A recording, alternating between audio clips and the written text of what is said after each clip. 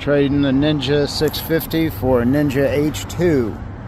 Big step up, going from 65 horsepower to 226, 130 miles an hour, 215 without the limiter.